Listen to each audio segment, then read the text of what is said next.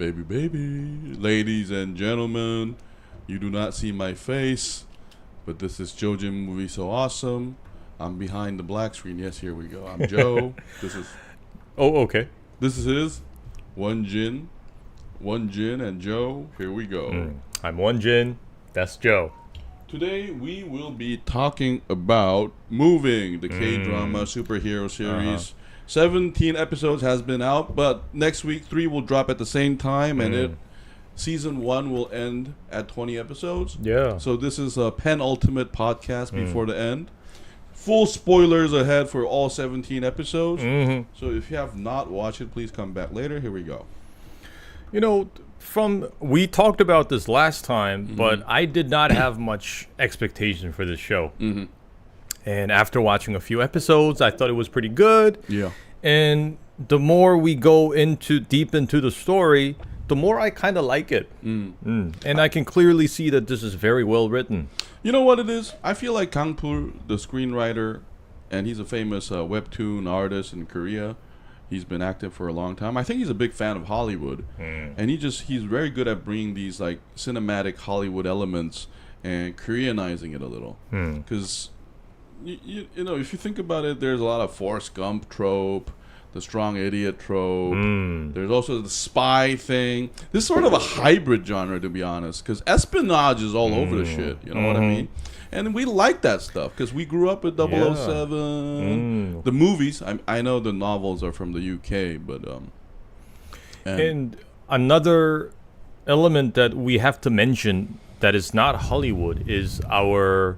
like Cold War movies. You know, there was this basically pretty much like the first blockbuster of South Korean movies called Shiri. Yeah. Shiri. This is from like the late 90s. And back then we still had these like North Korea, South Korea espionage and like war, like possible war kind of like movies. So basically it was like, you know, when Hollywood was making like The Hunt for the Red October and the Patriot Games and all these things based on the Cold War. So we did have those movies back up until the 90s. And ever since we came into the 21st century, we started to see less of these movies with North Korean threat. That has to do with like the, you know, the climate though. Like the political climate. And we had this in the late 90s there was this truce sort of like sunshine policy. It's kind of thawing this like conflict between North and South. But so with the change of leadership in North Korea, suddenly tension escalates and the threat of North Korea is kind of back. Yeah, and it's kind of refreshing to see this theme again. Yeah. And I never really expected North Korea to play so much part in this. Yeah, I like that. I like that curveball because I think this whole series can be divided into like 3 parts. The first part is what we discussed last time about the kids. Yeah. And then in the middle part is the parents. And the third part is the parent and the kid and the North Korea plot coming all together. For this like epic showdown. It almost feels like Lee Seung-bum's like American was like a little like a. That was like a decoy. No, in like Goku and Dragon Ball terms, he's like a freezer. And then now we going all full Cell. And these are the real villains because we get this Thanos team, like a bad Avengers coming up, and it's a full-on war. So I like that build-up. And you know what? Another thing I like about the show is it's bringing back a lot of actors that I feel like are no longer considered A-listers in Korean cinema. You know, like Cha Tae-yeon and Yang Dong-gun. I mean, they're all famous, by the way. They're like fan favorites. But they're like, you know, like Bruce Willis before Pulp Fiction, where there's a little hiatus. It's not like they are like the ticket drawer anymore. But I like how, because this has such a assembled cast, they can bring in a lot of these old-time actors and also show them a lot of acting chops that they don't get to show. Because a lot of them will have like a stereotype, especially the Electric Man. Yeah, like, he became famous with a romantic comedy. Yeah, but I like this like funeral scene and his fight scene, so I'm hoping we see more dimensions from these actors too. And I was very happy to see the North Korean leader kind of guy. You know, like his name is Park Hee-soon. Yeah. He's a brilliant great actor. Yeah, he plays a lot of supporting roles, and he always like overdoes his job. He always delivers great performance. He's a lot of like that Chang-ju-won actor in that they're more like they're more the Ed Harris type. Yeah. What I mean by that is they're not. That's a great comparison. Yeah, they're never the lead, but even as a side character or villain, they always leave an impression because of their wide range. Yeah. And, just their own gravitas, too. Because I wouldn't call them like Jack Nicholson type, because Jack Nicholson is basically Jack Nicholson in every role he plays. But these guys have enough of their own identity, yet they always bring these like fresh takes on characters. Especially, I want to praise Chang-ju-won. Like the parrot episode, I gotta be honest, like, hey, I have a question. Like, do you like the Doo Sik line better or the Chang-ju-won storyline better? I was so much more fond of Chang-ju-won's story. Guryongpo, aka Guryongpo. When he was like crying after his wife passed away, and like acting. before the funeral, he starts sobbing while he's taking his pants off. I mean, it looks comical if you take out the context, but I actually cried watching this, and it was so sad. No, Wonjin, you brought this up in our private conversation. One of the reasons we like him is because while he's this wild, like he's like a Hulk-like character, but he also has this very pure and childlike aspects of him. Yeah, and it's adorable to watch him so like vulnerable in front of his like beautiful wife and daughter, but at the same time when shit is on, he's like the scariest dude in the room. And the actor like for foreigners, like he does the accent so well. It's like a Boston guy doing Texas accent perfectly. Yeah, but is he actually from the Gyeongsang province? Because if he is, then I mean it'll be easy for him. Well, it's like Matt Damon playing like a Boston guy. Yeah. Or Matthew McConaughey doing the drawl, but possibly I think though, because I'm very convinced. Okay, he's from Chungcheong. So he's not a Gyeongsang. So yeah, so he's not a Gyeongsang man. Yeah, because every time he says, "You want to 운전 줄 알아라," I was like, "Oh shit my pants, Shim-chan." And I think we also like his storyline because we like that character that starts from the bottom. Because he's like he comes from this really really a little bit seedy background as a gangster, but he's also not clever. He has intuitions because from the show we can tell that he's actually very like perceptive of what's actually going on. But at the same time, he's also like your neighborhood.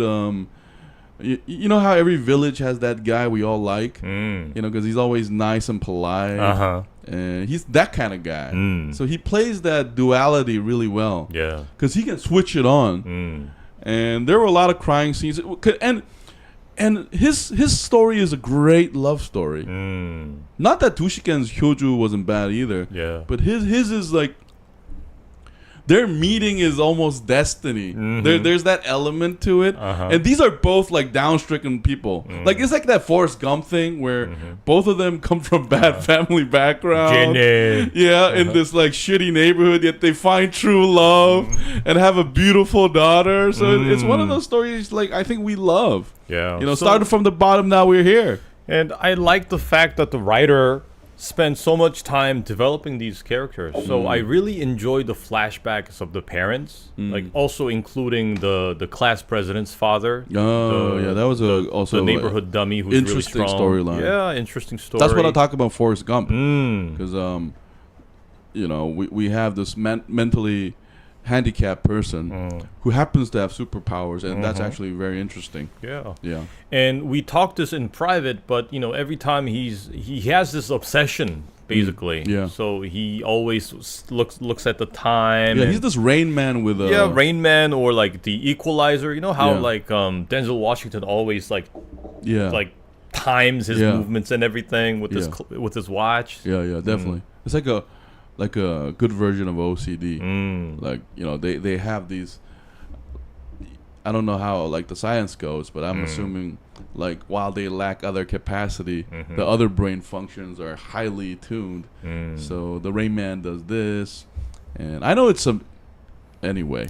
And I also we're constantly mentioning Forrest Gump. I also like the way the writers weaved, like the Korean modern history of South Korea into the overall plot line. Because when we see the flashbacks, they're like highlighting all these events that happened in our modern history. So as a Korean, you can kind of like remember what was going on back then. So when we see the class president's father, we see like the remodeling of that Cheonggyecheon, and the labor union movement that was actually went on to 80s to early 2010s. It was really, really. It's like the Reagan years where labor. I mean, they're reviving now, by the way. Like that's the big trend, but there used to be a very huge issue of corporate and labor, and another thing that we find attractive is that, in general, like the main protagonists are downtrodden people, in general. Yeah, and that's what we root for too. They're those regular dudes. One like Doo Sik's son, he doesn't know about whether his father's alive or dead, so he's like a single parent. Hee-soon's also a single parent. Chang-ju-won has two parents, but his father is a little bit limited there. So, we naturally tend to sympathize with these kind of characters. Yeah, and they're also struggling to make ends meet. Yeah. They're all like running their own small businesses. Yeah. But I do feel like it's Hollywood inspired though, because Hollywood perfected that real life event mixing in, and the evil CIA director. That's from Hollywood, right? That Min Cha-jang guy. Yeah, we saw this like all the time, even like lately in The Punisher. Yeah, we see these tropes all the time. Yeah, there's always this evil bureaucrat. That is. And also another like piece of shit that works under him. Yeah, that henchwoman. That sniffing guy. Oh man, I wish Kuryong-po would rip him out already. Yeah, and I hate like that hair growing out of his ear. It's just, I don't know. Like the moment he's on the screen, I'm always like disturbed by his presence. You know what that is? It's not. He's doing a great job. It's not his physical attributes. It's like his personality is so trash that those things make it worse. You know what I mean? Okay, that's a good point. Because we like Hellboy, right? He looks like a devil, and he's not attractive, but we still like him. But like it accentuates those things and make him even more of a piece of shit. It kind of reminds me of like one of those characters from the cartoon. Remember Rugrats? Yeah. Rugrats? If you, in case you haven't seen Rugrats, there are these like, oh no, not Rugrats, but it's from the same creators. There was this cartoon from Nickelodeon with all these like monsters, and some of them were kind of like Despicable, the way it looks. He always reminds me of one of those characters. Yeah, but he's not cute at all. Well, Monster Inc. did a different thing for us, so that's my point. I'm saying like his conniving, his dick sucking boss thing, and like all of that makes him very unattractive. And because Kuryong-po is like a moral compass for us. So if Kuryong-po doesn't like you, it's very likely that you're a piece of shit. Like seriously though, like if he doesn't like you, because the thing we like about Kuryong-po is like he's like Omar in a way where his environment he grew up is harsh, but like he has his own code, and because he rarely kills people. Yeah. If you notice, like he rarely tries to kill people and enjoy it or whatever. He only does it when necessary, especially when his boss's rival tried to drown him. Yeah. He makes him. I think it's implied that he fed him all those peanuts that he loved and made him choke him to death. Death by pretzels or something. I don't know. Yeah. Whatever was in that. And he doesn't even kill that Minshik dude, that rat fuck. Yeah. Yeah. And he comes back. Because I like that Bata character too, though. Because he's such a piece of shit. And he loses his arm. Yeah. The fight scene at the motel was amazing. Oh man, that was brutal, especially like all that stabbing going on with the knife. Yeah. It has that element of the action that Old Boy started, like the whole sequence. But this was very brutal because of the knives. And the fact that because one of the great things about this series is it's a little bit of Avengers and Boys at the same time. What I mean by that is like having superhero power there's a lot of nuance to it. It's neither described as perfectly good or perfectly bad, and the power limits are not over the top. Because even Chang-ju-won, like, he heals, but he feels all the pain. And the show does a good job of showing that, like, physical and mental damage to him. And I like that imperfection because, I think we talked about this, because Chang-ju-won has 2 bullet wounds. Yeah. But both of them are for saving life. He keeps them. Because, if you take the bullet out, in time it fully recovers. Yeah. But he chooses not to. So there's a lot of character moments like that through, like, even the different characters. And even Doo Sik and Han Hyo-ju's character's love story is very interesting. I liked episode 8. I think that's the one where we're introduced to them, and the Min Cha-jang, the evil bureaucrat boss, makes the woman try to seduce Doo Sik, and it only works halfway because they're both great people. Attractive. Yeah.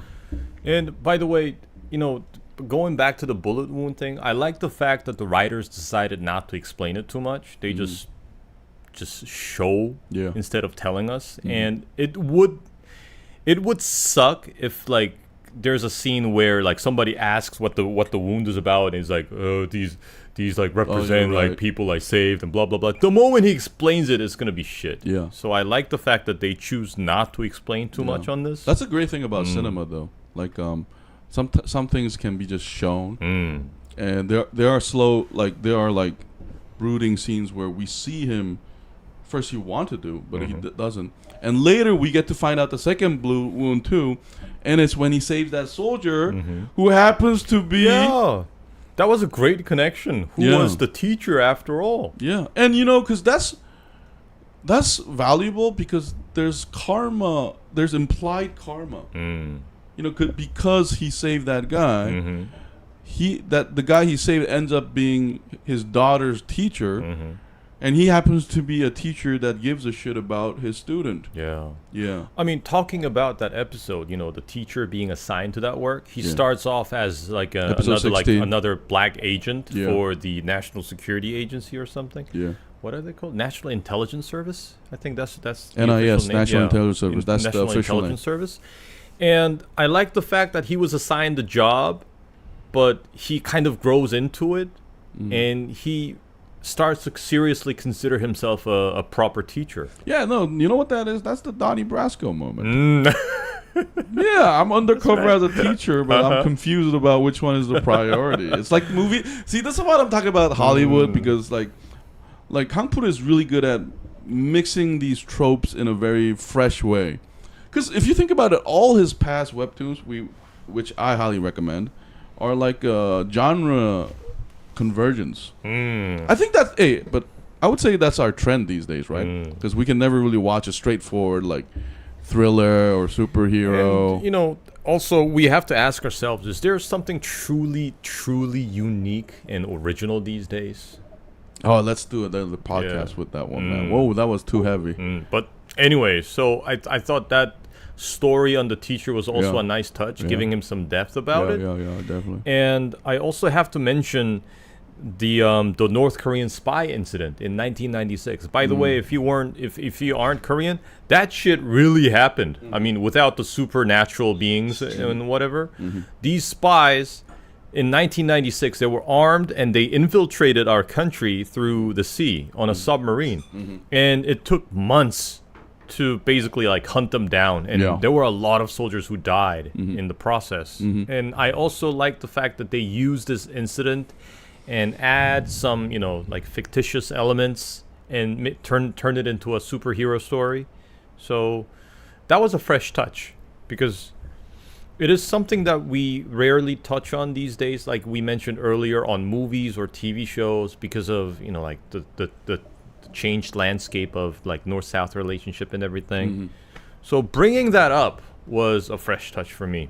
Another thing I like about the North Korean villains is it makes me wonder what power the boss has. I think he might have no power at all, by the way. It's because all these North Korean guy has a mirror power to their South Korean counterparts.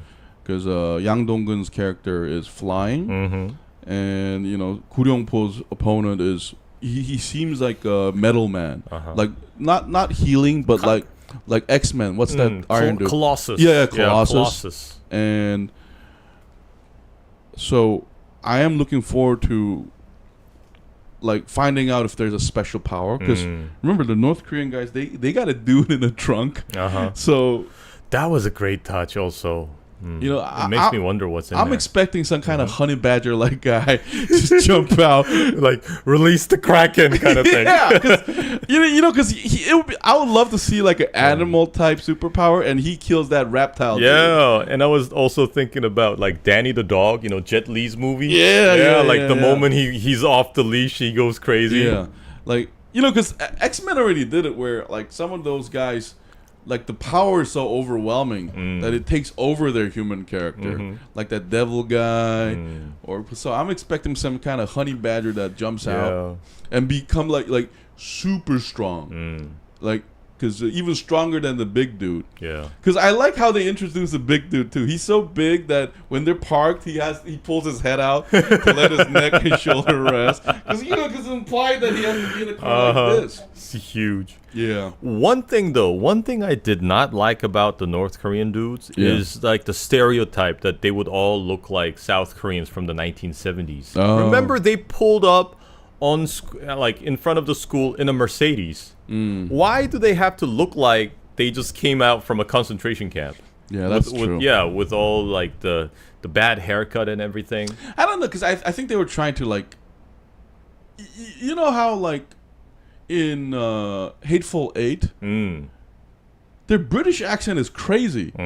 It's like that's the most British dude I ever met, or the most Frenchiest dude. So I think they're kind of overselling that they're North Korean. Yeah, and it's just better to characterize them that way. Because remember, they're spies, and like number one thing. Well, I'm not a spy, or I got any like training from them. But based on the movies, like whenever they're in a foreign country and they need to blend in. Yeah. And it doesn't seem like they're blending in at all. It's like somebody's gonna call the police like the moment they see them. Yeah. I do wonder about their scars though. Do you think it's like a Frankenstein thing, or it's not explained? I was thinking about the same thing, because the guy on the bus, the Yang Dong-gun, the flying guy, he also had that huge scar and everything. I'm guessing that they may have been under like a human trial, like tests and stuff. Amplify their power, to amplify the power, and they were going through some weird tests and stuff. Yeah, like opening up the skull and things. Or they might not explain it. It could be just like ugly thing, or just a battle scar. Maybe. Yeah, but the cleaning lady was awesome, by the way. Oh, we have to mention the cleaning lady. I knew something was up No. with this lady. Before that, I want to congratulate them on the meta joke where they killed the piece of shit teacher, and he's like, "나 한 것도 없는데 I didn't do anything." That's like a meta joke, because I was just like, yeah, I agree. What the fuck? I haven't done shit so far. Yeah, I thought there would be a twist, but it's like I think it's a good in drama joke. Yeah, so that was funny. But that cleaning lady is brutal as shit. I also gotta give praise to the way she acts with her eyes. Yeah. We talked about this with last week's show. What was it? Well, we talked about Ahsoka, and like one of the villains, along with Ray Stevenson. She has those crazy eyes. She never blinks and stuff.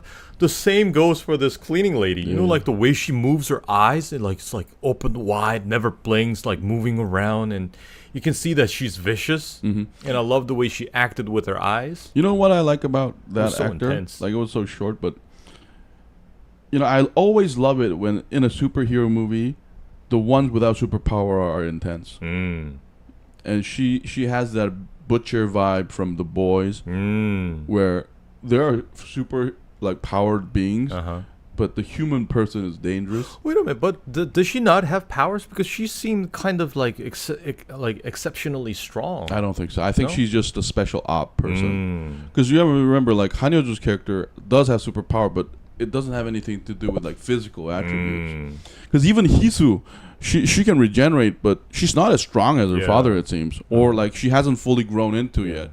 Oh, by the way, the thing about her father, one thing we talked about this in private. One thing I was not really convinced about was that Chang-ju-won's character, 구룡포? Yeah, I knew you would bring this up. Yeah, when he was like being dumped into the sea, tied up to the car, and his hands handcuffed to the steering wheel, I was wondering, I mean, he's so strong. Why can't he just snap those handcuffs? It didn't make any sense at all. Nitpick. Yeah, but anyways, it's something that bothered me while watching. But anyways, going back to the cleaning lady. But I'm glad you brought it up because you're completely right. But fuck it, the story needs to go on. So yeah, the cleaning lady. I like how ruthless. Like even her lines were good. Because by the way, like that cleaning lady and that strong dude, the North Korean strong dude. Yeah. Their fucking North Korean accent is amazing. Yeah, I also liked this detail because to most South Koreans, when you hear like North Korean speak and like the what should we call them? 조선족? The Chinese the Koreans? Korean Chinese accent. The Korean Chinese accent. We kind of have trouble like distinguishing them because we don't hear them often. Yeah. But the fact that Han Hyo-ju's character, the fact that she just caught that immediately and thought that she was not one of those Chinese Koreans. Yeah, that was a great detail. Yeah, I think the actors focused on it too, especially her, because she has to sell her being actually a North Korean agent, and like I like her complete like change, and her like she seemed even more dangerous than those super beings too. Yeah. Now that I think of it, another thing is like how stupid of a spy do you have to be to continue using North Korean accent when you speak to a South Korean? Aren't you supposed to be blending in? Are you talking about the agents that infiltrated? Them and also the cleaning lady. No, but remember the cleaning lady said this. We're going to kill them all. So what does it matter? Like why do you have to hide yourself in front of people you're going to kill anyway? Oh, well. Like they already decided they're gonna kill her. Because the implication is like, I feel like if they fail in this mission, Kim Jong-un won't be nice to them. like I don't think failure is an option to them. He's gonna kill all their family. Yeah, North Korea does have that image, so I think like but I do like their ruthlessness though, because they're basically like those Russian agents we see all the time in like old movies, old like what you mentioned, like you know those like the 80s, 90s Cold War movies. Yeah, they're almost non-human, like in that they're like agents of destruction and violence, you know. And I like that. Hey, that asshole like that went to check on Kisu.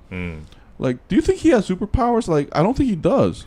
I thought he was kind of like Spider-Man. You know how he dodges, you know, the baton? Oh, okay. I think he's... super reflexes. Yeah, super reflex. And he also seemed pretty strong, you know. Just by slapping Kisu, he just got bashed on the door. Yeah. Yeah. But I do want to see him, like, crawl on the walls and shit like that. I hope that... Because, hey, my little hope for last 3 episodes is I want to see some super ape shit going on. Like, super, like, chaotic. Like, I want Bong-seok and Hee-soon to do a collab on Yang Dong-gun and just break his back or something. Like where Bong-seok throws Hee-soon. And, you know, because I think Guryongpo doing this is a hint. Because, like, I think Hee-soon's, like, she may not be as strong as her father, but I think maybe her recovery power is even greater. So she will like shield Bong-seok or... Yeah, because remember, the school is monitoring their powers and they're also kind of checking if it's more advanced or stronger or enhanced compared to their parents. That's what they're interested in. And another thing I'm looking forward to is like a combination of the parent and the child. Yeah, me too, definitely. You know, like the moment the class president's father start running towards the school, I'm like hoping for it. I think he's gonna die though. Like hey, let's do this game. The parents and the kids. I think the kids will survive, but I think 1 or 2 parent might die. And I think it's going to be Kang-hoon's dad. Yeah, I think it's very possible because we already saw Cha Tae-yeon's father, the electricity guy, his father dying, and the beauty salon lady. Oh, that story about her daughter was also pretty sad. She just suddenly died of cancer. No, but that's fake. It's implied because in episode 6 we see them because we already saw her in episode 5 during Najo's funeral. She's the one that does this. there's a 4-second cut of after one of her brothers lied to Lee Seung-bun that she died 10 years ago. We saw her. Oh, really? I didn't catch that. I had no idea. No, after Lee Seung-bun make this face where, shit, am I evil face? The screen turns to one of the persons in the funeral, and she turns around like this, remember? Oh, and that's the same girl. Oh, okay. That's him. So the show already told us. So I think she staged her own death. Exactly. Oh. And that's why Naju, during episode 16, she said, I don't want you to end up like... She says, you're hurt. Okay. So I think it's a whole ploy to... Because Naju being smart... I do think Hyoju and Naju, these kind of superpower are just more perceptive about what's going on. So Naju, I think she already realized what the Chang-won and the NIS, the Korean version of CIA, was plotting to protect her daughter, faked her own death. And the Koas, her siblings, adopted siblings, they all know about it too. So it was done that way. I had no idea. Okay. So I thought that was just to show more of the teacher's personality, because it builds up. Because remember, he writes proudly that yes, she can look through things, but suddenly she realizes that kid is dead. So we're seeing this person from starting as an agent and turning into an actual teacher that won't be able to do that, like a Doo Sik kind of character. And the transformation is complete when the North Korean agent asks, "Who the fuck are you?" I'm their teacher. I'm their teacher. That's right. He doesn't say I'm an agent. Like his first response is, "These are my students. Go fuck yourself." And that was a great scene. Yeah. And see, what did I say? Kuryong-po is like an automatic human piece of shit detector. He's like, yeah, I got you. Get out of here, teacher. Protect the students. Because Kuryong-po's automatic detection. Because when that lizard guy, all sycophant, like, yes, our program will return. Kuryong-po doesn't say anything. If you see me next time, I'll kill you. Kill you. You're dead. Like the way the actor plays it, you know he's not bluffing. You know that he's actually gonna rip him apart. Remember, Kuryong-po is, according to him, not a good person when he hugs his like future wife. Like, you know, I mean, he has a good soul, but he's capable of doing extreme violence. Yeah, throughout the show. Like, so you know, like you know that the teacher is a good man. And episode 17 was great because you know, hey, I think you'll agree. This show is really just, I think Kang-poo is good at is like setting up and paying off. And there's just so many setting off and paying. One of the payoff is when Bong-seok finally flies and saves Hee-soo. Yeah. Because he's been wanting to do that. And the way Hee-soo looks at him like, oh shit, you're handsome. And I also like they set up that scene with the conversation his father and mother had while they were having that date. You know, going back to that flashback. Let me tell you something. Another setup is Hee-soo leaving the charging battery. Oh, that's right, on the bus. Yeah, because we're gonna see Electric Man. Remember what he could do with a small A4 battery? Like he's gonna hold that up. Yeah. And you know, this is, I bet my bottom dollar that he's gonna do the like Emperor Palpatine shit. The unlimited power. I was actually gonna say Cyclops from X-Men. Like, you know, and then his eyes just turns laser. Because I think even his father never reached their full power level. Because remember in like Amazing Spider-Man 2 when Electro goes to the charging station? Yeah. So like if the power source is huge and you can take it, like I feel like his power is actually limitless. He's like a human battery basically. Yeah. So I'm guessing like in the last 3 episodes we're gonna see them like basically assembling. Yeah. And in one way or the other. I think some of the side characters might get clapped in the side, but I do think we might see like a 3-on-3. Yeah. So some of them might die beforehand, like the cleaning lady. Oh, she's already dead. Yeah, she got headshot. Popped in the head. And then and another thing is Bong-seok's mom finally takes her glass off. Yeah, that was some like Clark Kent moment. Yeah. Because me and Wonjin talked about this before, but we feel like her eyesight is actually even great. Like, I think we haven't seen how she will use her like power more creatively. Yeah. Because if you think about it, if you have such a heightened haste, you can do some like Sixth Sense shit. Because you can catch things that people can't. So it'll be interesting if there's like a slow-mo scene where she can see something, so she shoots it. She shoots at like a little pin, and it just stabs Yang Dong-gun in the eye. Hey, by the way, Yang Dong-gun, that guy's gonna die nasty. Or I'm not sure, but I also wonder, like the moment the bus driver Cha Tae-yeon, the electricity guy, like held his phone, Yang Dong-gun's phone. You know how he has the power to see like their the past history, from their past. electric. Yeah. I wonder what he saw, because I don't quite understand why he panicked and went all crazy to drive to the police station. Oh, really? Because I think it was kind of unnecessary for him to drive so recklessly.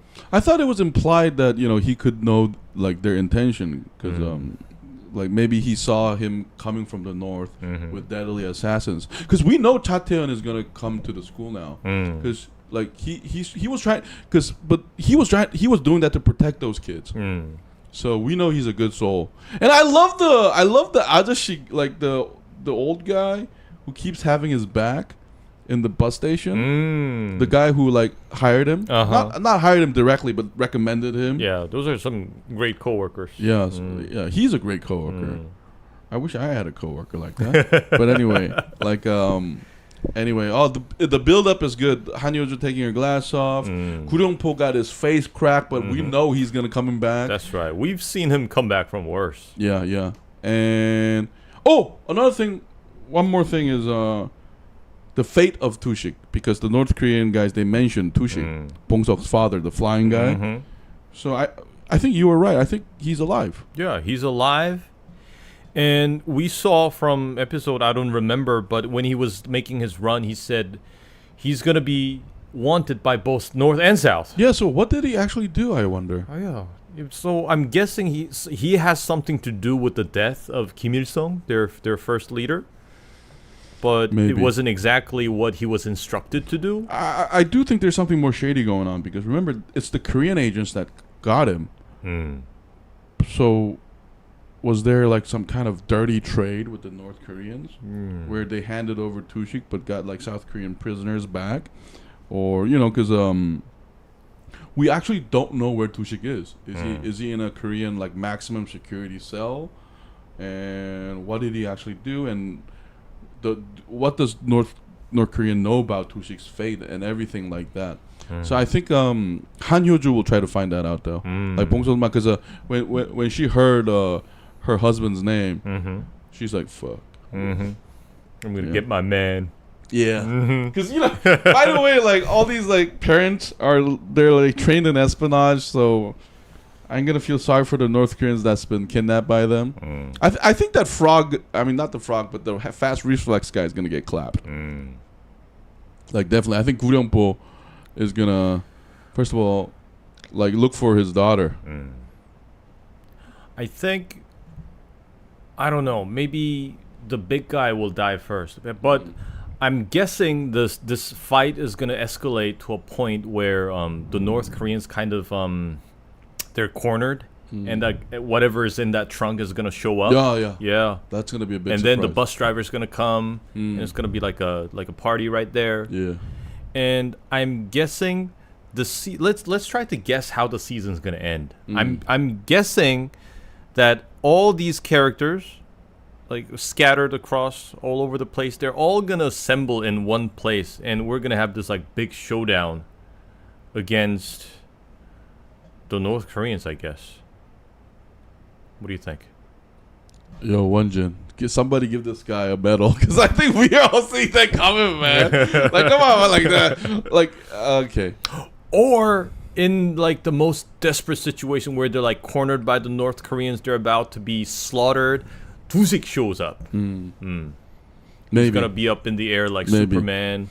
No, but I actually think Doo Sik's fate is gonna be spoken in like episode 19 or something. But in 20, I think they're gonna drop like this the Sixth Sense ending or something, where they're gonna like, there's gonna be like a little surprise, like an Old Boy ending, where I feel like that's gonna happen. Not necessarily negative, but I think a little cookie to make us think about possible season 2. But the last episode, like the episode title is Graduation. Really? Yeah. So that just means that I think half of at least the last episode will be about the kids graduating high school. So. Oh, okay. So then maybe it'll be a little different from what I thought, because then that means the fight against this North Korean conflict is gonna wrap up in maybe like the previous. I mean, 19 episode 19 or mid 20. Yeah. Because that's the impression I got. I thought, and besides, you have to remember, like, this whole series started with them preparing to graduate senior year. So I do think that's an appropriate ending. My question is, like, what's the fatality rate's gonna be? Are they going to be all happy and graduate and do something? You know, that's a mystery, I guess. I think it's anyone's guess, though. I think we can agree that the showdown with North Korean guys will be going down as victory for the Southerners, because they're the main characters and they're kids and we don't kill kids. And I think the question will be, you know, what goes up, what happens after this? Is Doo Sik alive and she's going to come back and raise Pong-seok? Are they going to join the NIA? Because Kang-hun, the kid, the strong kid, he wants to join the Korean CIA. Yeah. He got offered a job there. Yeah, so that's going to be an interesting plot. And is Hee-soon and Bong-seok going to hit it off? Are they going to be that superhero couple and give birth to this flying, regenerating, exciting, like, super mutant? No, because if you think about it, that's a super mutant. Yeah, so...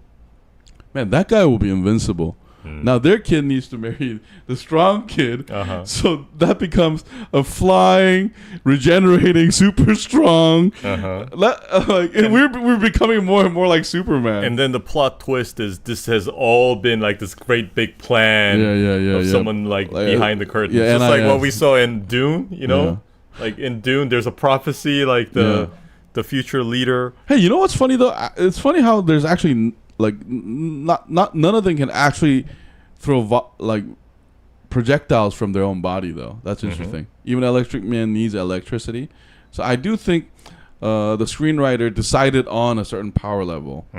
Because you know, if you think about it, Superman can, you know, shoot lasers out of his eyes, so that doesn't happen here, or Cyclops. But anyway, how before we end it, what would your number grade be up to episode 17? Okay, let's do this. Okay. Act 2 and Act 1, because we're in Act 3 now. Act 1, Act 2, which one did you like more?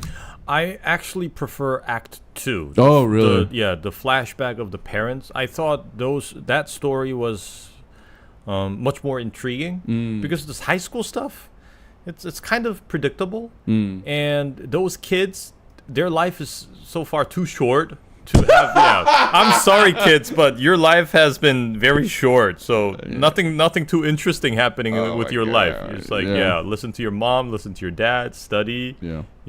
You don't know. I mean, the parents don't tell you the important stuff. You just move schools. But that Hee-soon's fight with those school bullies, that brutal like cutting throat shit. 16-1. Oh man, that was brutal. That scene was really well executed. Oh, now that you see that, I think that girl that was getting bullied on, I think she has superpowers too. Oh. Don't you find it weird that she would come to Cheonggorako too? Like after that, I feel like she has superpowers. That makes sense. I think she's this like kind person that just doesn't want to hurt people. Because remember, when we watch X-Men, we also see these mutants with superpowers that are very kind of pacifying. Yeah. Like remember in Wolverine, like his girlfriend, whenever she touches somebody, they kind of I thought so too. Like, I felt like that girl being bullied, her superpower is like so OP that she's just like refusing to use it. So like it would be hilarious. It would be a great twist though, right? If her power is like the most brutal like of the all. nuke. Yeah. Basically she just like detonates. Yeah. 희소야 날 지켜줘서 고마워. 이제 내가 널 지켜줄게. Boom! And she burns to death. She only does that because she knows that Hee-soon will recover. Like she's like everybody else is gonna die. She's like the Red Phoenix, right? Burn, bitch, burn!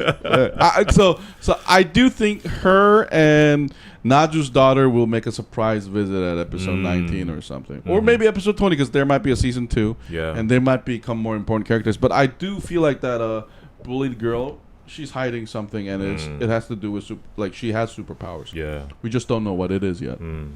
That'd be a nice surprise. Yeah, because I do think so. Because there's a reason why they. Because in episode 17, I almost felt like that YouTube girl. I thought she might have superpowers too, but no. We never know.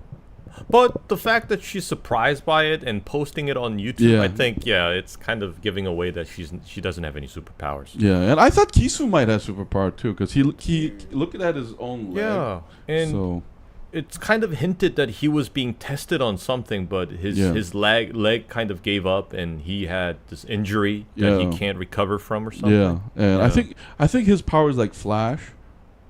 Or there was a scene where they were like playing soccer or something, and was it him, Hee-soon, that he kicks the soccer ball, and when the ball hits the ground, it kind of cracks?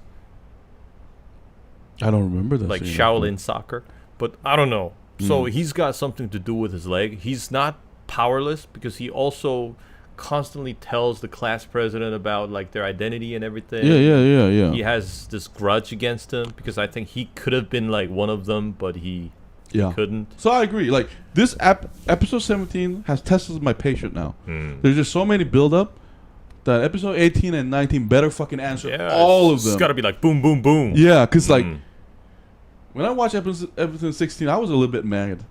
I was like, another flashback, huh? While you're fucking with me with all these like little hints.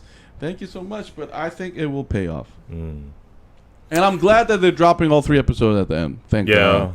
Fuck, if there was another like build up, I would have been fuck you. Like it better be really good. Some answers now, please. No more, please. Yeah, because it's like a constant setup, build up. Like there's this like ring thing going on. But hey, I actually like Act 1 and Act 2 together because I think Act 2 only works because of Act 1. Okay, that's a good point. It's true.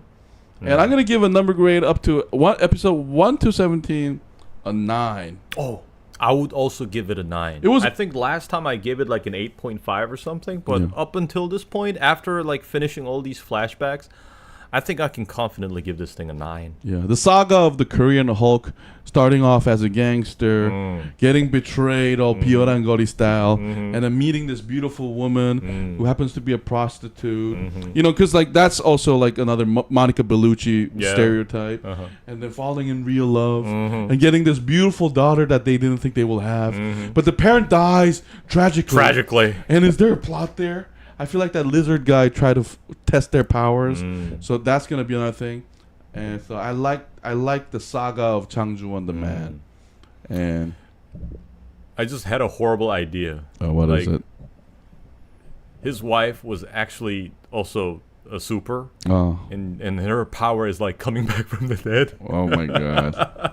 Like this is boys influence our mind. Yeah, but that's not gonna happen. No, I think she died because that lizard guy and Min Cha-jang wanted to test their kid's power. And Kusung, I feel like he's gonna find out and rip that lizard guy in half because he's the Kyojang, so he has to come back to school, right? When all this shit, the Gyeongbi calls him. And you know, now that the parents are visiting school, it's only a matter of time before like they meet each other again. Yeah.